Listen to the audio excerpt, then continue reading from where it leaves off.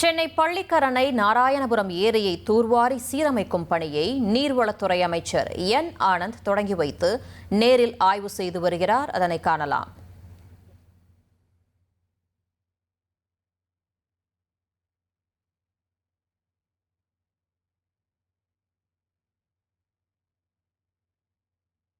இதுகுறித்த கூடுதல் தகவலை வழங்க இணைகிறார் செய்தியாளர் சதீஷ் முருகன்.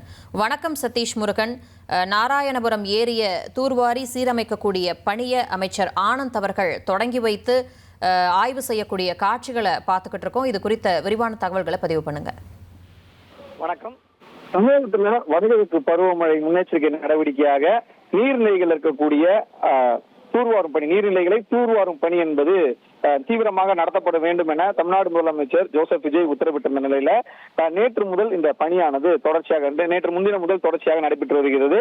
குறிப்பாக நீர்வளத்துறை அமைச்சர் என் ஆனந்த் தொடர்ந்து 3 நாட்களாக சென்னையில் இருக்கக்கூடிய பல்வேறு முக்கிய நீர்நிலைகளில் இருக்கக்கூடிய அந்த தூர்வாரும் பணிகளை கொடியசைத்து தொடங்கி நடத்தி வருகிறார். இந்த நிலையில சென்னை வேளச்சேரி அருகே இருக்கக்கூடிய பள்ளிக்கரணை சதுப்பு நில பகுதியை ஒட்டி இருக்கக்கூடிய நாராயணபுரம் ஏரியை தூர்வாரும் பணியினை தற்போது சற்று நேரத்திற்கு முன்பாக நீர்வளத்துறை அமைச்சர் என் ஆனந்த் தொடங்கி வைத்திருக்கிறார். ஏரியின் பகுதியில் இருக்கக்கூடிய ஆகாய தாமரை பெருமளவில் சூழ்ந்திருப்பதால் அந்த பகுதியை சுற்றி அந்த ஏரிக்குள் இறங்கி அந்த ஆகாய தாமரை படர்ந்திருக்கக்கூடிய பகுதிகளில் அதிகாரிகளுடன் ஆய்வு மேற்கொண்டு அதை உடனடியாக அகற்றுவதற்கு உத்தரவிட்டார். அதே போல மிதவையின் மூலமாக ஜேசிபி இயந்திரங்கள் கொண்டு அந்த அகற்றும் பணியினை தொடங்கி வைப்பதற்காக அவரே தற்போது அந்த பொக்லைன் வாகனத்தில் ஏறி ஆகாய தாமரை அகற்றும் பணியினை ஆய்வு செய்து வருகிறார். ஜேசிபி வாகனத்தில் ஏறி தற்போது அந்த ஆய்வு என்பது நடைபெற்று வருகிறது. அந்த ஆய்வை பார்ப்பதற்கு பொதுமக்கள் இந்த பகுதியில் அதிக அளவில் கூடியிருக்கிறார்கள். இந்த நிகழ்ச்சியின் பொழுது சட்டமன்ற உறுப்பினர் சோழிங்கநல்லூர் சட்டமன்ற உறுப்பினர் ஈசிஆர் சரவணன், அதே போன்று நீர்வளத்துறை அதிகாரிகள், மாநகராட்சி அதிகாரிகள் இந்த ஆய்வின் போது இருந்தனர்.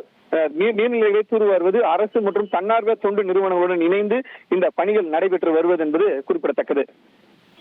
நன்றி சதீஷ் முருகன், உங்களுடைய விரிவான தகவல்களுக்கு. இனி செல்லும் இடமெல்லாம் செய்தி. தந்தி டிவியின் வாட்ஸ்அப் சேனலை ஃபாலோ பண்ணினா செல்லருக்கும் இடமெல்லாம் செய்தி. இதோ QR கோட் இப்பவே ஸ்கேன் பண்ணுங்க, ஃபாலோ பண்ணுங்க.